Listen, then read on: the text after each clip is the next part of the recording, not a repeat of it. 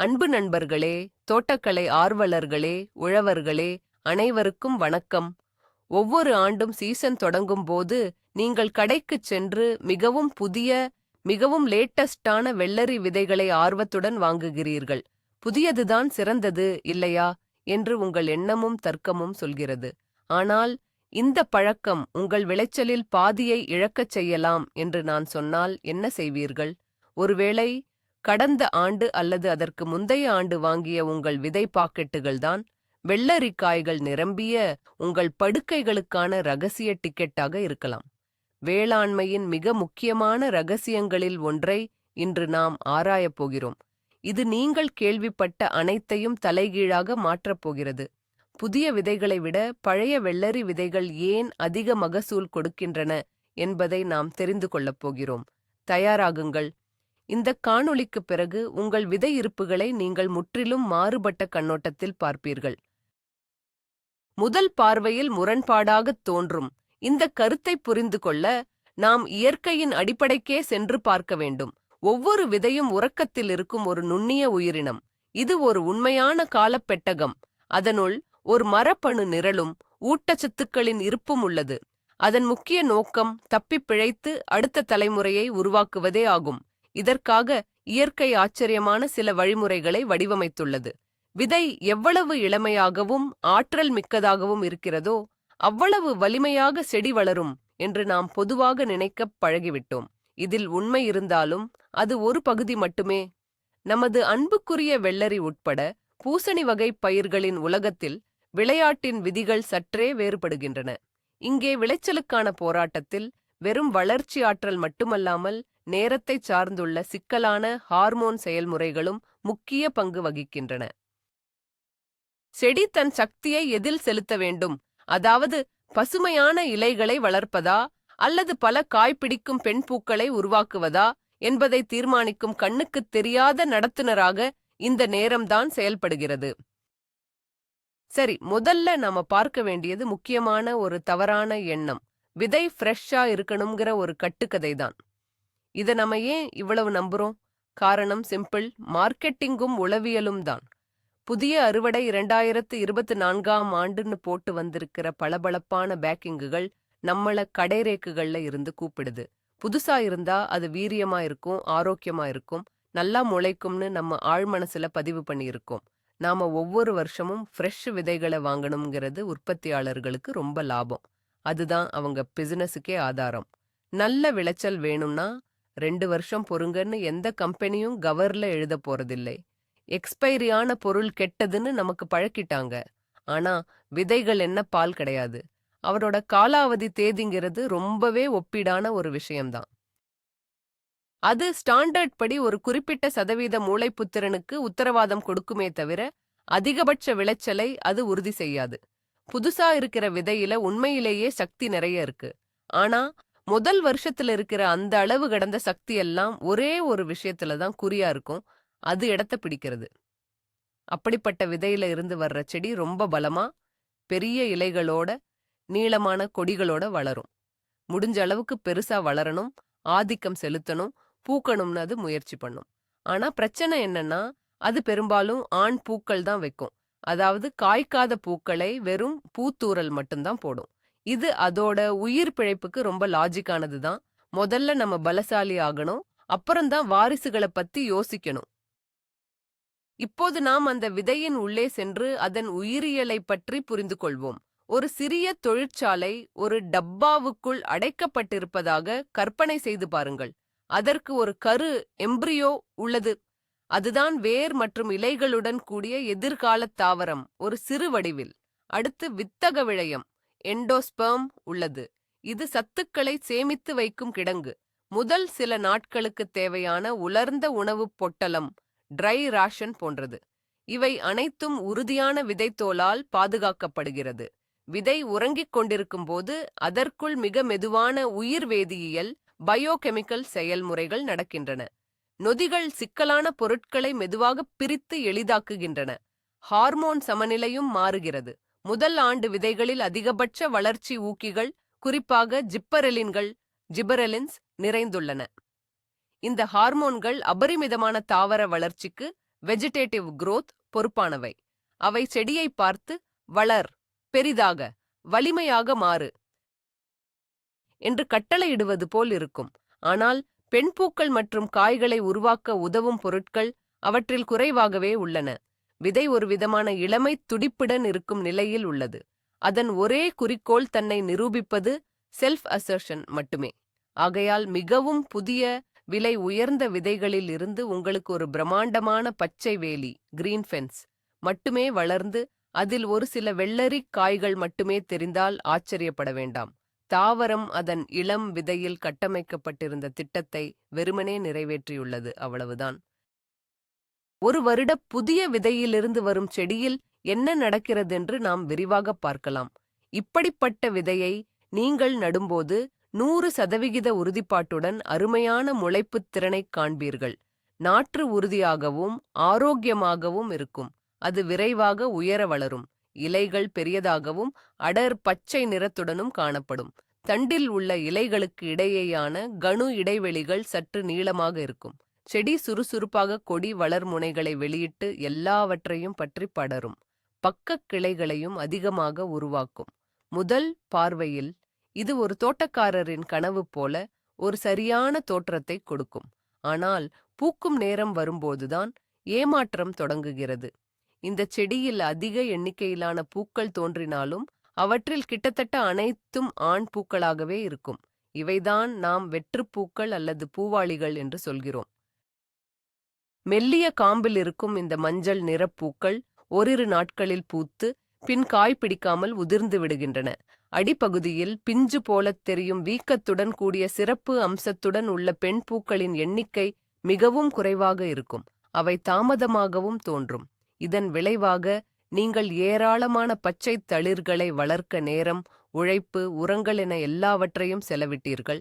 ஆனால் கிடைத்த மகசூலோ மிகக் குறைவு. இதை நாம் ஒரு உடற்கட்டமைப்பாளர் விளையாட்டு வீரருடன் ஒப்பிடலாம். அவர் பிரம்மாண்டமான தசைகளை வளர்த்துவிட்டார், ஆனால் மாரத்தான் ஓட்டத்திற்கு சற்றும் தயாராக இல்லை. அவருடைய மொத்த ஆற்றலும் சகிப்புத்தன்மையிலோ அல்லது முடிவிலோ இல்லாமல் வெளிப்புறத் தோற்றத்திற்கே செலவிடப்பட்டுவிட்டது. இதேபோல் புதிய விதையிலிருந்து வரும் வெள்ளரி செடியும் பார்க்க அழகாக இருக்கிறது, ஆனால் காய்ப்பு திறன் குறைவாக உள்ளது. இப்போ நம்ம 1 வருடமோ 2 வருடமோ முன்னாடி போவோம். சரியான சூழலில் 2, 3, ஏன் 4 வருடங்கள் கூட சேமிக்கப்பட்ட விதைகளை நாம இப்ப பார்க்கலாம். அவற்றின் உள்ளே என்ன மாற்றம் நிகழ்ந்திருக்கிறது?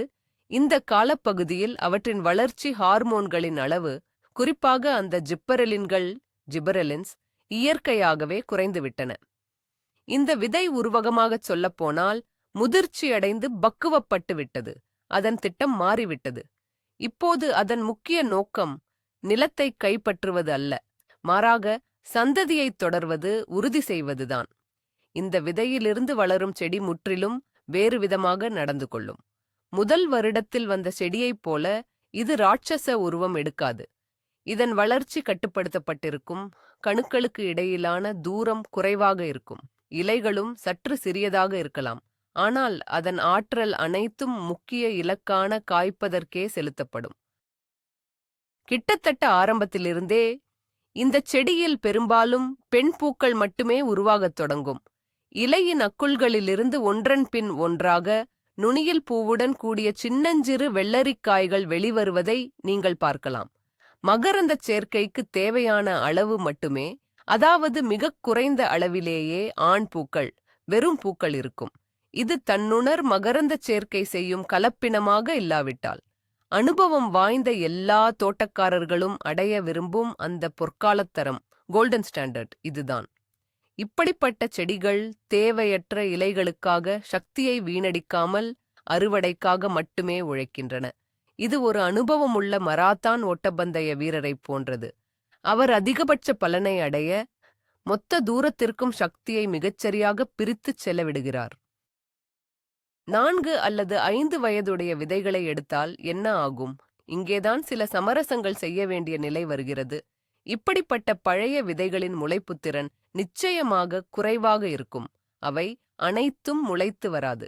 அப்படியே முளைப்பவை கூட தொடக்கத்தில் மெலிந்த, பலவீனமான நாற்றுகளைத் தரலாம். அவற்றுக்கு ஆரம்பத்தில் அதிக அக்கறையும் கூடுதல் பராமரிப்பும் தேவைப்படலாம். இந்த மாதிரி வயதான் விதைகளிலிருந்து வளரும் செடி வழக்கத்தை விடச் சிறியதாகவும் அடர்த்தியாகவும் இருக்கும். ஆனால் இதில் ஒரு மிகப்பெரிய சாதகமான அம்சம் உள்ளது. அதுதான் என்னவென்றால், இந்த செடியில் முழுக்க முழுக்க பெண் பூக்கள் நிறைந்து காணப்படும். இது அந்த செடிக்கு கிடைக்கும் ஒருவிதமான கடைசி வாய்ப்பு என்று சொல்லலாம். இயற்கை அதற்கு நேரம் குறைவாக உள்ளது, எப்படியாவது நிறைய பரம்பரையை அவசரமாக உருவாக்க வேண்டும் என்று சொல்வது போல. இதன் காரணமாக இந்த செடிகள் மிகவும் அடர்த்தியான, ஒரே நேரத்தில் குவியும் அறுவடையை கொடுக்கக்கூடும். எனினும் நாம் புரிந்து கொள்ள வேண்டியது என்னவென்றால், இந்த செடியின் ஒட்டுமொத்த ஆயுள் மற்றும் வளர்ச்சி ஆற்றல் லைஃப் பொட்டன்ஷியல் குறைவாகவே இருக்கும். இது நோய் தொற்றுக்கு எளிதில் ஆளாகி அதன் வளர்ச்சி காலம் வெஜிடேட்டிவ் பீரியட் வழக்கத்தை விட வேகமாக முடிவடையலாம். இவ்வளவு பழைய விதைகளை பயன்படுத்துவது ஒரு வகையான சவாலான முயற்சிதான். ஆனால் உங்களுக்கு பிடித்த மிகவும் அரிதான ரகத்தின் விதை பாக்கெட் 5 ஆண்டு காலமாக இருந்து அதை தூக்கி எறிய மனமில்லை என்றால் அவசரப்படாதீர்கள். சற்று அதிகமாக விதைத்துப் பாருங்கள். ஒருவேளை அது உங்களுக்கு கடைசியாக ஆனால் மிகவும் தாராளமான விளைச்சலை கொடுத்து நன்றி சொல்லலாம். வெள்ளரிக்காயில் உள்ள ஆண் மற்றும் பெண் பூக்கள் என்றால் என்ன? ஏன் இந்த வேறுபாடு இவ்வளவு முக்கியம் என்பதை நாம் முழுமையாக புரிந்து கொள்வோம். புதிதாக சாகுபடி செய்பவர்களுக்கு இது அவ்வளவு எளிதில் புரியாமல் போகலாம். ஆண் பூ அல்லது வீண்பூ, மலட்டுப்பூ என்பது மகரந்தத்தை மட்டுமே கொடுக்கும் ஒரு சாதாரண பூ ஆகும். இது மெலிதான, நேராக இருக்கும் ஒரு காம்பின் மேல் அமைந்திருக்கும். அதன் வேலை பூத்து உதிர்ந்து போவது மட்டும்தான்.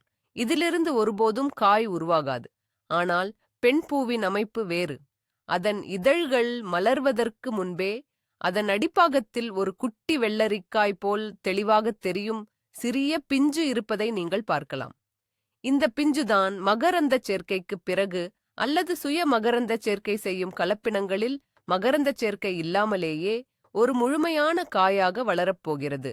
ஒரு செடியில் இந்த 2 வகையான பூக்களின் விகிதம்தான் மகசூலுக்கு முக்கிய காரணமாகும். ஒரு செடியில் 90% வீண் பூக்களும் வெறும் 10% மட்டுமே பெண் பூக்களும் இருந்தால் எத்தனை தேனீக்கள் சுற்றி வந்தாலும் உங்களுக்கு கிடைக்கும் வெள்ளரிக்காய்களின் எண்ணிக்கை மிகவும் குறைவாகவே இருக்கும். இதற்கு நேர்மாறாக 90% பெண் பூக்கள் இருந்தால் மகசூலுக்கான வாய்ப்பு அபரிமிதமானது. இந்த விகிதத்தை கட்டுப்படுத்தும் இயற்கையான காரணிகளில் விதையின் வயது மிக முக்கியமானது. பழமையான விதைகள் செடிக்கு ஒரு சமிக்ஞையை அனுப்புகின்றன. வீண் பூக்களில் நேரத்தை வீணடிக்காதே, நேரடியாக காய்களை உருவாக்கு. இதை நீங்கள் எளிதாக கண்ணால் பார்த்து நினைவில் வைத்துக் கொள்ளலாம். பூவின் அடியில் சிறிய வெள்ளரிக்காய் தெரிகிறதா? அது பெண் பூ. அதில் காய் வரும். மெலிதான காம்பு மட்டுமே இருக்கிறதா? அது ஆண் பூ. அது மகரந்தச் சேர்க்கைக்கு மட்டுமே தேவை. அறிவியலில் இன்னும் ஆழமாக பயணித்து தாவரத்தின் ஹார்மோன் சமநிலை குறித்து பேசலாம். இதுதான் அனைத்துக்கும் அடிப்படை. நாம் முன்பே குறிப்பிட்டது போல ஜிப்பரலின், கிபரலின் ஹார்மோன்கள் முக்கிய பங்கு வகிக்கின்றன. இளம் விதைகளில் இவற்றின் அடர்த்தி மிக அதிகமாக இருக்கும். இந்த சத்துக்கள் செல் பிரிவை தூண்டி தண்டின் நீள வளர்ச்சியை ஊக்குவிக்கின்றன. அதாவது தாவரத்தின் இலை மற்றும் தண்டு வளர்ச்சிக்கான பொறுப்பு இவற்றுக்குத்தான். இதனால் தாவரம் வலிமையாக வளரும். ஆனால் துரதிர்ஷ்டவசமாக பெரும்பாலும் ஆண் தன்மையுடனேயே இருக்கும். வருடங்கள் செல்லச் செல்ல விதைகளைச் சேமித்து வைக்கும்போது இந்த ஹார்மோன்கள் இயற்கையாகவும் மிக மெதுவாகவும் சிதைவடையும் செயல்முறை நடைபெறுகிறது. அதனால் அவற்றின் அடர்த்தி குறைகிறது. அதே சமயத்தில் விதையில் மற்ற தாவர ஹார்மோன்களின் அளவு அதிகரிக்கிறது. குறிப்பாக ஆப்சிசிக் அமிலம், அப்சிசிக் ஆசிட் மற்றும் சைட்டோகைனின்கள், சைட்டோகைனின்ஸ். இவை இதற்கு நேர்மாறாக அதிகப்படியான பச்சை இலைகள் வளர்வதைத் தடுத்து இனப்பெருக்க உறுப்புகளான பெண் பூக்களை தூண்டுகின்றன. இதன் மூலம் 2 அல்லது 3 ஆண்டுகள் பழமையான விதையில் ஹார்மோன்களின் கலவை மிகச் சரியாக சமநிலையில் உள்ளது. சாதாரண வளர்ச்சிக்குத் தேவையான ஆற்றல் அதனுள் இன்னும் இருக்கும். ஆனால் பெண் பூக்கள் உருவாகுவதைத் தடுக்கக்கூடிய வளர்ச்சி ஹார்மோன்கள் அதிகமாக இருக்காது. தாவரம் ஒத்திசைவுடன் வளர்கிறது.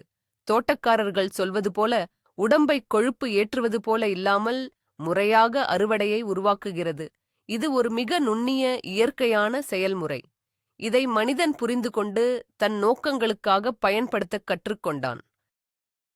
மனிதனின் இலக்குகள் பற்றி பேசுகையில், விதைகளை உற்பத்தி செய்பவர்களுக்கு இந்த நுட்பம் தெரியாதென்று நினைக்கிறீர்களா? நிச்சயமாக தெரியும். அவர்கள் இயற்கையை ஏமாற்று கற்றுக்கொண்டார்கள். இதன் மூலம் நல்ல விளைச்சலை தரக்கூடிய புதிய விதைகளை நமக்கு விற்கிறார்கள். பொதுவாக பயன்படுத்தப்படும் விவசாய நுட்பங்களில் ஒன்று விதைப்பதற்கு முன் விதைகளை வெப்பமூட்டுவது ஆகும்.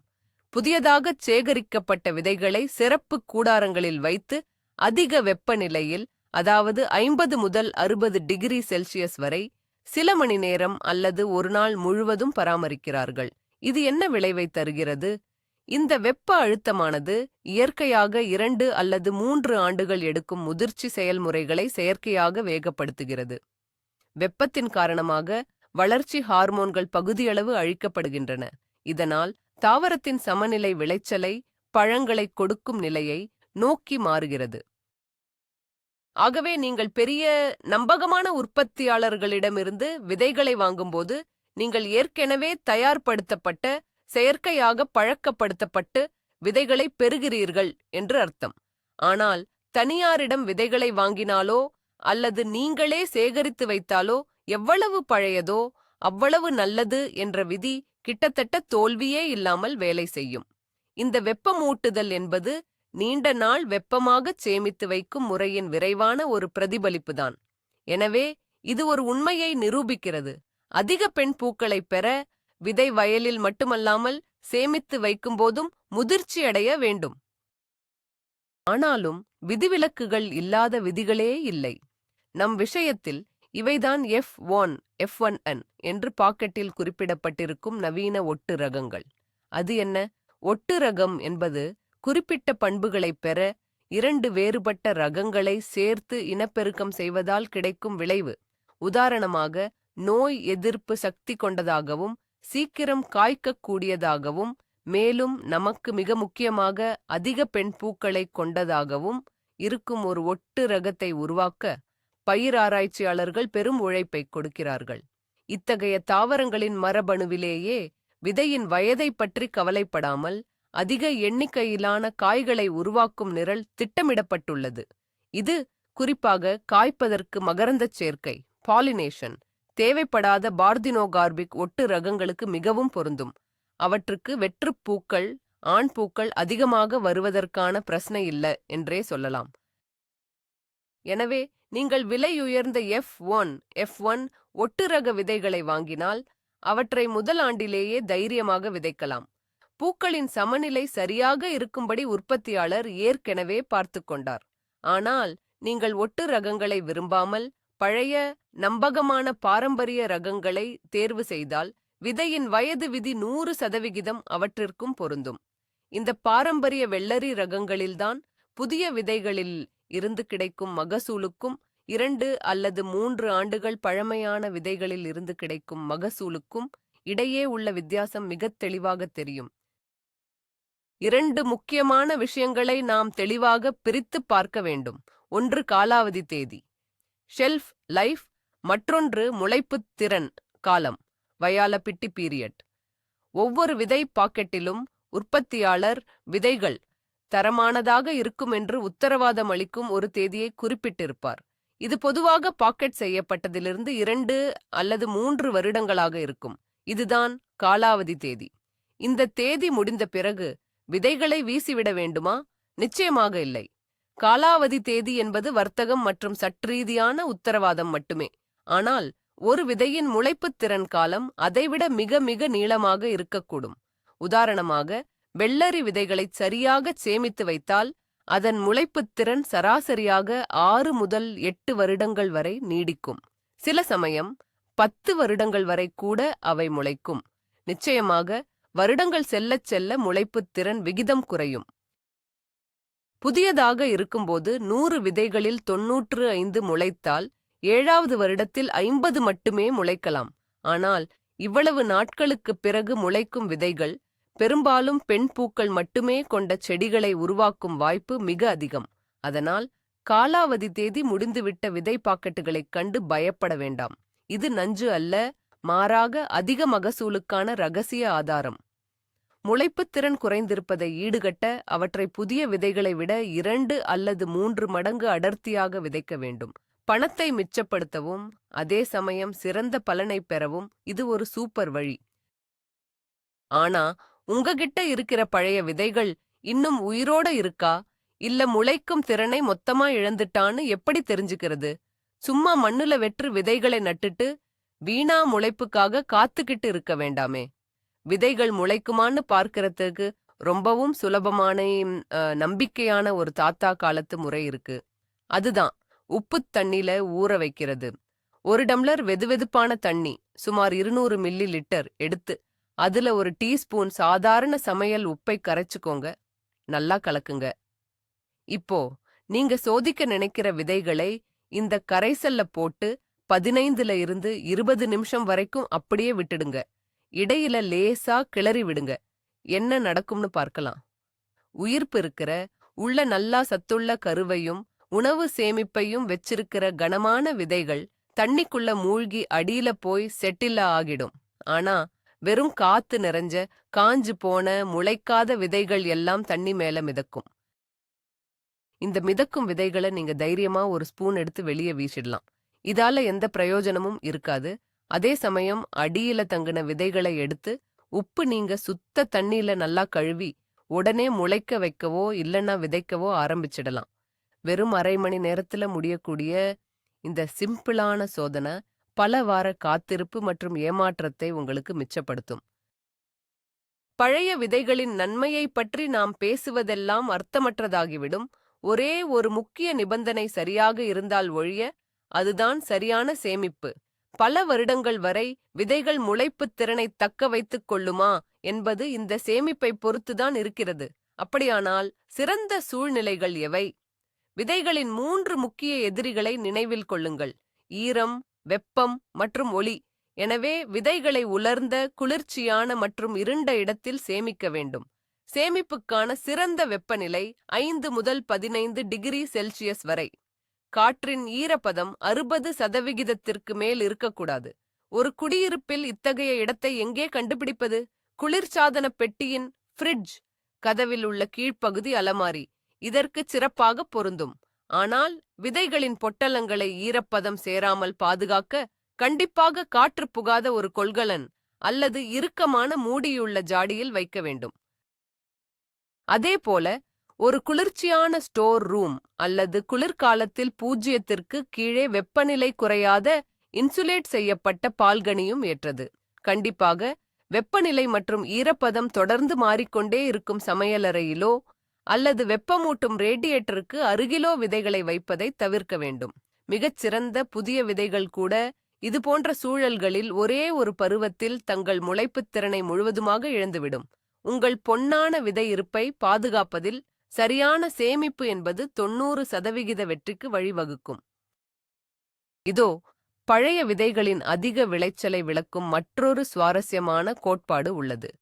இதை நாம் அழுத்தக் கோட்பாடு, ஸ்ட்ரெஸ் தியரி என்று அழைக்கலாம். பரிணாம வளர்ச்சியின் அடிப்படையில் ஒரு செடியை கற்பனை செய்து பாருங்கள்.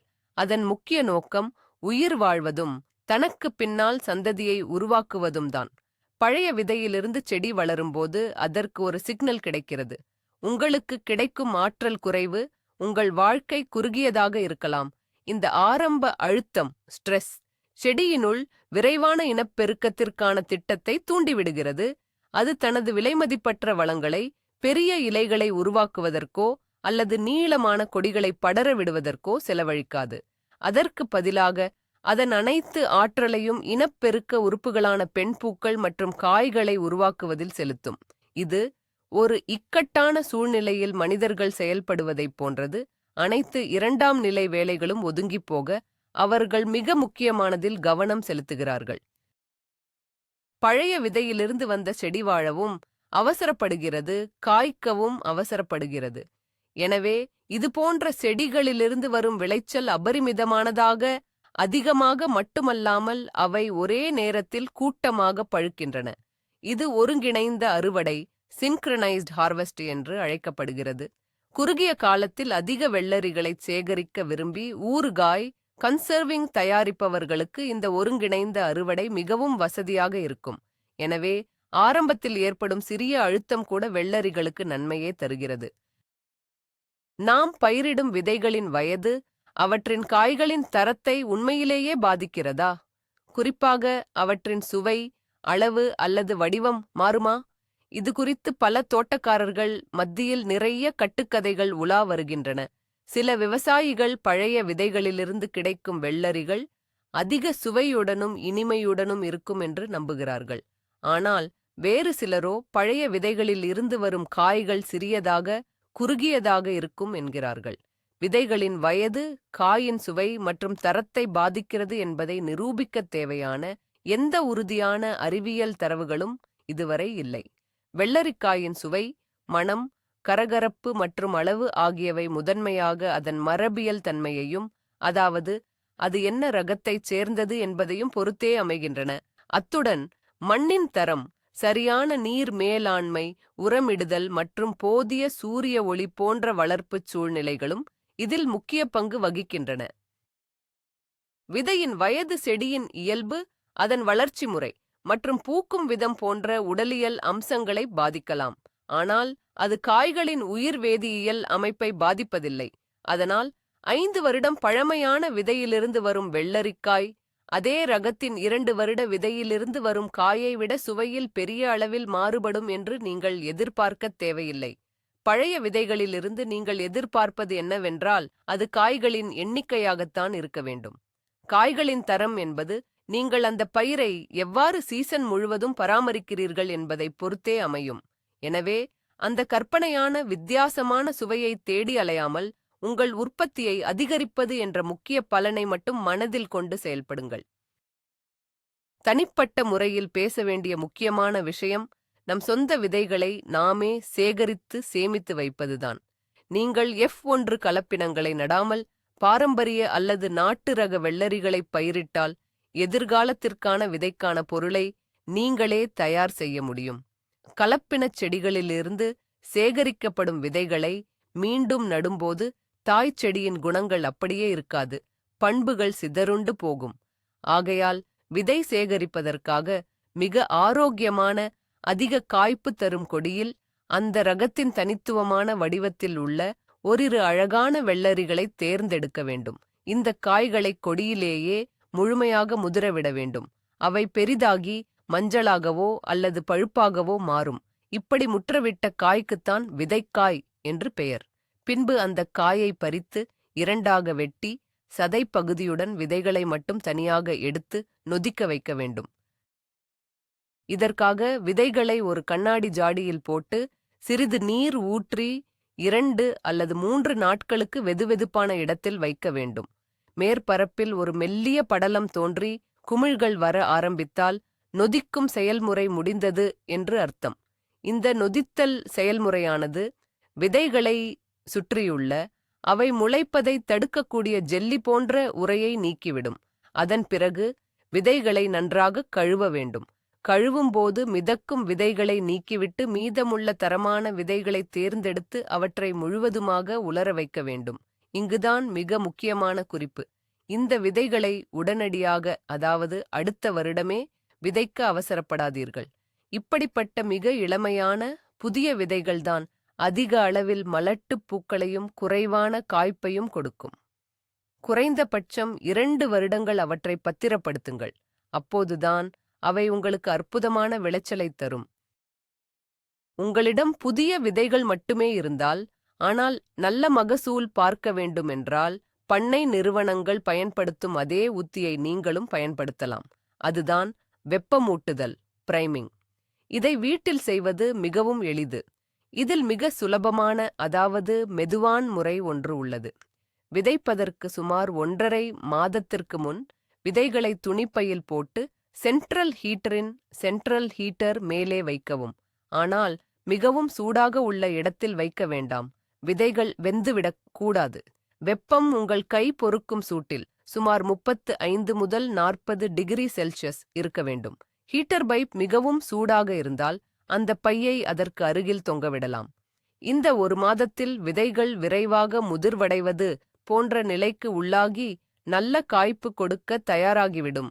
இதைவிட வேகமாக செய்யக்கூடிய பழைய ஷாக் முறை என்றும் ஒன்று உள்ளது. விதைகளை 50 முதல் 60 டிகிரி செல்சியஸ் வெப்பநிலையில் 2 அல்லது 3 மணி நேரம் சூடாக்க வேண்டும். இந்த வெப்பநிலையை எப்படி பெறுவது?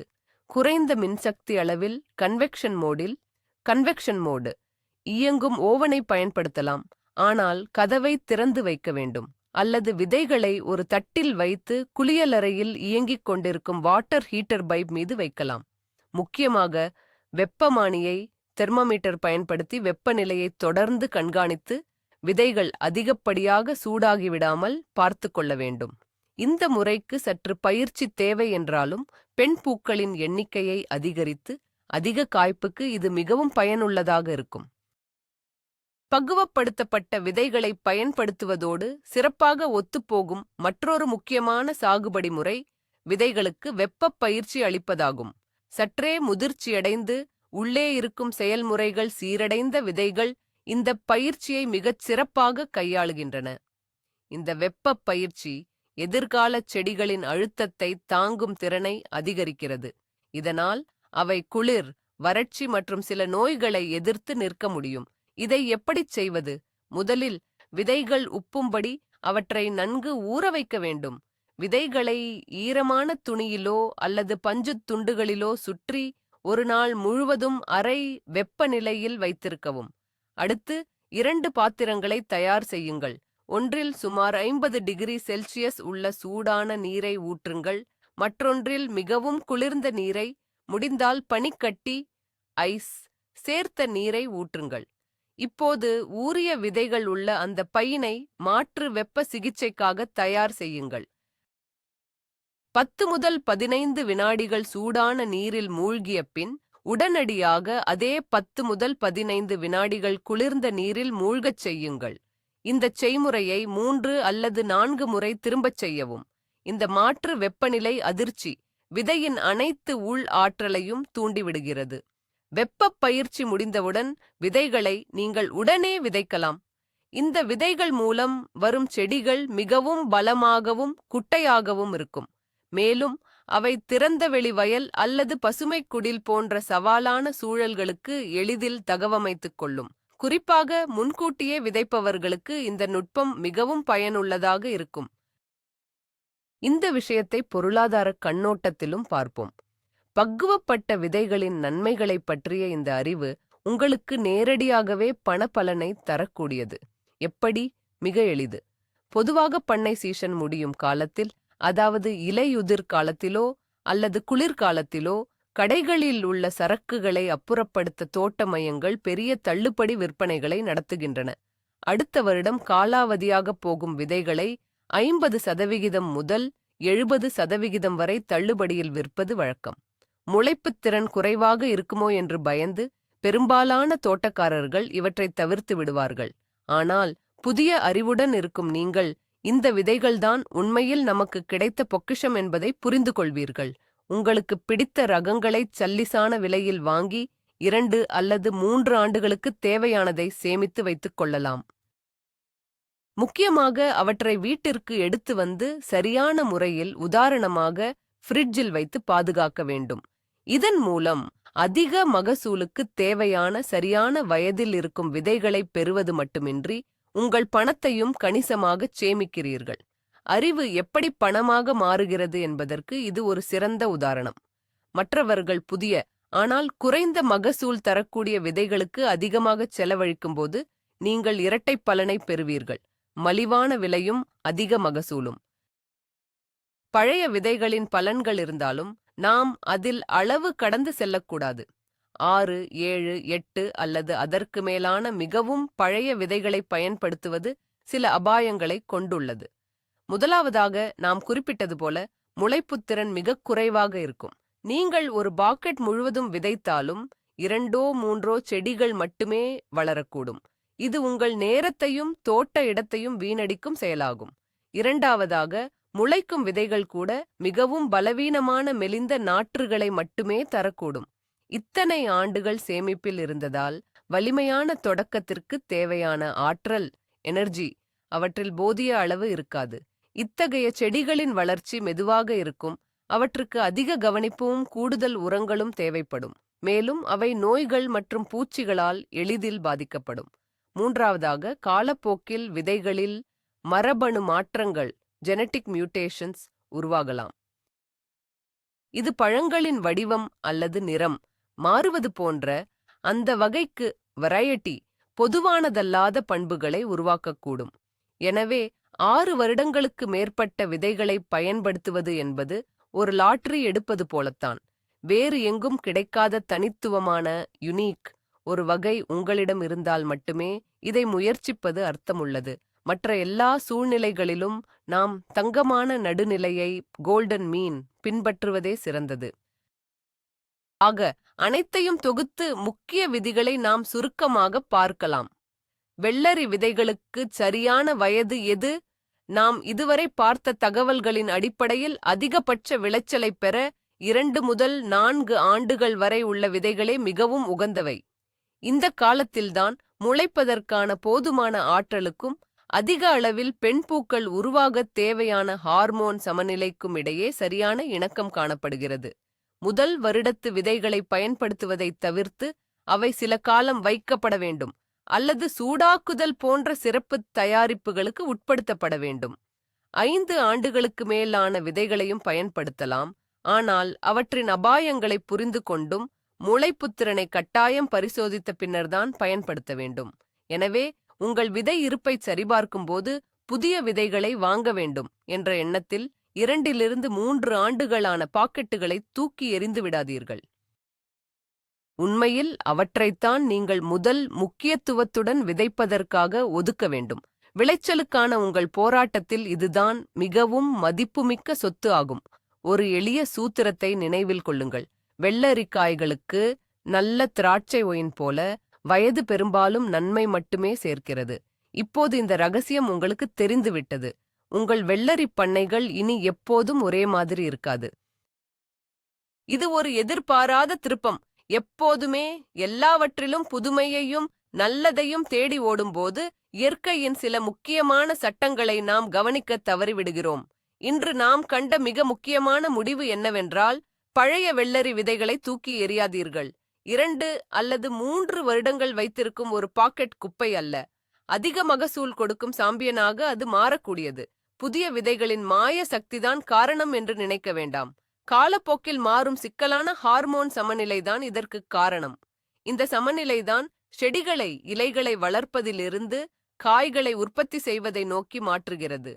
பழைய விதைகளின் முளைப்புத் திறனை எப்படி பரிசோதிப்பது, அவற்றை எப்படி சரியாகச் சேமிப்பது, ஏன் மிகவும் புதிய விதைகளை எப்படி செயற்கையாக பழமையாக்குவது என்பதையெல்லாம் நீங்கள் இப்போது கற்றுக்கொண்டீர்கள். இந்த வீடியோவை இறுதிவரை பார்த்ததற்கு மிக்க நன்றி. இந்த தகவல்கள் உங்களுக்கு மிகவும் உதவியாக இருக்கும் என்றும், அடுத்த தோட்டக்கலை சீசனில் வெள்ளரிகளை எண்ணிக்கையில் இல்லாமல் வாளிகள் வாளியாக அறுவடை செய்ய உதவும் என்றும் நம்புகிறேன். மறக்காமல் சேனலை சப்ஸ்கிரைப் செய்யுங்கள். இந்த தகவல் பயனுள்ளதாக இருந்தால் லைக் போடுங்கள். மேலும் புதிய வீடியோக்களை நீங்கள் தவறவிடாமல் பார்க்க அந்த பெல் பட்டனையும் அழுத்தவும். அன்பான பார்வையாளர்களே, உங்களிடம் ஒரு கேள்வி. நீங்கள் பொதுவாக எந்த விதைகளை பயன்படுத்துவீர்கள்? எப்போதும் புதியவையா அல்லது பழைய விதைகளை நடவு செய்ய பயப்படுவதில்லையா? உங்கள் அனுபவத்தையும் முடிவுகளையும் கருத்துப் பெட்டியில் பகிர்ந்து கொள்ளுங்கள். அவற்றை படிக்க ஆர்வமாக இருக்கிறோம். அனைவருக்கும் வளமான அறுவடை அமைய வாழ்த்துக்கள். சீக்கிரம் சந்திப்போம்.